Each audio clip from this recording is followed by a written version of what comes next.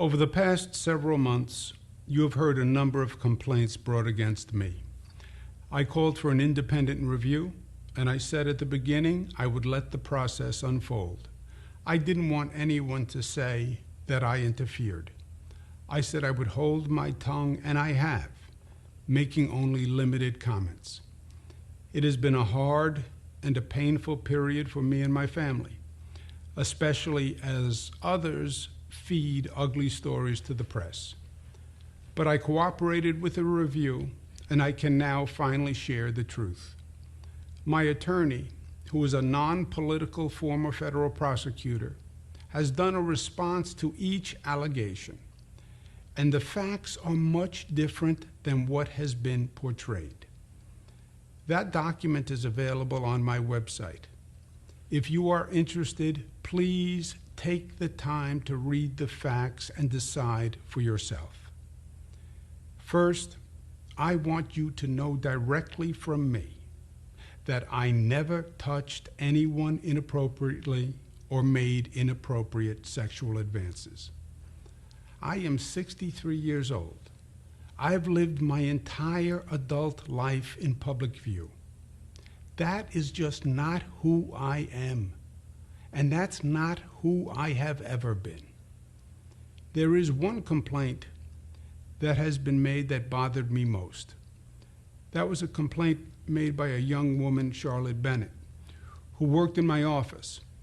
And it's important to me that you fully understand the situation. Charlotte worked in my office last year as an assistant. She was smart, talented, and eager to learn.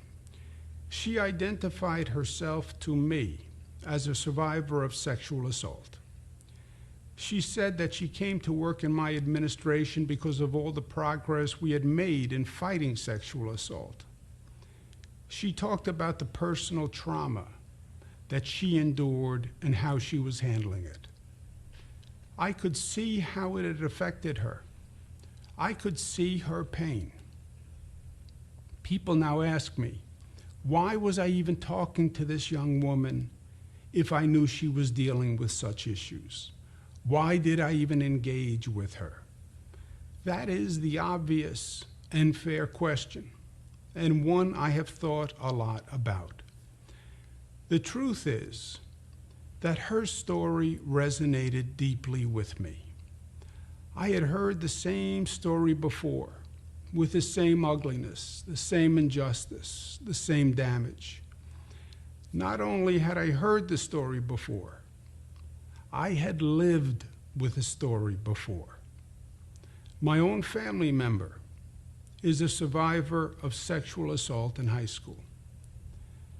I have watched her live and suffer with the trauma. I would do anything to make it go away for her, but it never really goes away.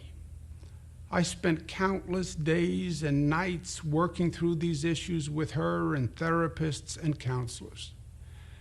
I'm governor of the state of New York, but I felt powerless to help and felt that I had failed her. I couldn't take the pain away. I still can't. And this young woman brought it all back. She is about the same age. I thought I had learned a lot about the issue from my family's experience. I thought I could help her work through a difficult time. I did ask her questions I don't normally ask people. I did ask her how she was doing and how she was feeling. And I did ask questions to try to see if she had positive, supportive dating relationships. I know too well the manifestations of sexual assault trauma and the damage that it can do in the aftermath. I was trying to make sure she was working her way through it the best she could. I thought I had learned enough and had enough personal experience to help her. But I was wrong. I have heard Charlotte and her lawyer, and I understand what they are saying. But they read into comments that I made and draw inferences that I never meant. They ascribe motives I never had. And simply put, they heard things that I just didn't say. Charlotte, I want you to know that I am truly and deeply sorry. I brought my personal experience into the workplace, and I shouldn't have done that. I was trying to help. Obviously, I didn't. I am even more sorry that I further complicated the situation. My goal was the exact opposite. I wish nothing but good for you and for all survivors of sexual assault. There is another complaint I want to address from a woman in my office who said that I groped her in my home office. Let me be clear, that never happened. She wants anonymity, and I respect that. So I am limited but what I can say. But her lawyer has suggested that she will file a legal claim for damages. That will be decided in a court of law. Trial by newspaper or biased reviews are not the way to find the facts in this matter. I welcome the opportunity for a full and fair review before a judge and a jury, because this just did not happen. Other complainants raised against me questions that have sought to unfairly characterize and weaponize everyday interactions that I've had with any number of New Yorkers. The New York Times published a front page picture of me touching a woman's face at a wedding and then kissing her on the cheek. That is not front page news. I've been making the same gesture in public all my life. I actually learned it from my mother and from my father. It is meant to convey warmth, nothing more. Indeed, there are hundreds, if not thousands, of photos of me using the exact same gesture. I do it with everyone, black and white, young and old, straight and LGBTQ, powerful people, friends, strangers, people who I meet on the street. After the event, the woman told the press that she took offense at the gesture. And for that, I apologize. Another woman stated that I kissed her on the forehead at our Christmas party and that I said, "Ciao, Bella." Now, I don't remember doing it, but I'm sure that I did. I do kiss people on the forehead. I do kiss people on the cheek. I do kiss people on the hand. I do embrace people. I do hug people, men and women. I do on occasion say, "Ciao, Bella." On occasion, I do slip and say sweetheart or darling or honey. I do banter with people. I do tell jokes, some better than others. I am the same person in public as I am in private. You have seen me do it on TV through all my briefings and for 40 years before that. I try to put people at ease. I try to make them smile. I try to connect with them. And I try to show my appreciation and my friendship. I now understand that there are generational or cultural perspectives that, frankly, I hadn't fully appreciated. And I have learned from this. Now, the state already has an advanced sexual harassment training program for all employees, including me. But I want New York State government to be a model of office behavior. And I have brought in an expert to design a new sexual harassment policy and procedures, and to train the whole team, myself included. I accept responsibility, and we are making changes. Other complaints relate to the work environment. Now, I have always said my office is a demanding place to work and that it is not for everyone.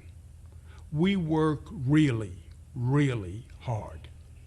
My office is no typical 9-to-5 government office, and I don't want it to be. The stakes we deal with are very high, sometimes even life and death. We have to get the job done. I promised you that I would, and I will. But now, a number of complaints target female managers, which smacks to me of a double standard. First, when have you ever seen male managers maligned and villainized for working long hours or holding people accountable or for being tough? A strong male manager is respected and rewarded, but a strong female manager is ridiculed and stereotyped. It is a double standard. It is sexist, and it must be challenged. Also, remember where we are. Today, we are living in a superheated, if not toxic, political environment. That shouldn't be lost on anyone. Politics and bias are interwoven throughout every aspect of this situation. One would be naive to think otherwise, and New Yorkers are not naive. I understand these dynamics. My father used to say, God rest his soul, that politics is an ugly business. As usual, he was right. But for my father and for me, it's worth it, because despite it all, at the end of the day, we get good things done for people. And that is what really matters. And for those who are using this moment to score political points or seek publicity or personal gain, I say they actually discredit the legitimate sexual harassment victims that the law was designed to protect. My last point is this. I say to my daughters all the time that as complicated as life gets is as simple as life is. My job is not about me. My job is about you. What matters to me at the end of the day is getting the most done I can for you. And that is what I do every day. And I will not be distracted from that job. We have a lot to do. We still have to manage the COVID beast. It is not dead yet. It's not over. We then have to reopen and reimagine our state, because our future is going to be what we make it. I know we can do these things because I know the strength and the character of New Yorkers. Look at the progress we made on COVID. It is amazing. We went from the highest infection rate in the country to one of the lowest infection rates in the country. Nobody thought that we could do it, but New Yorkers did it. That shows that there's nothing that we can't do when we work together. Together as one community, as one family, as New Yorkers. We will. Thank you.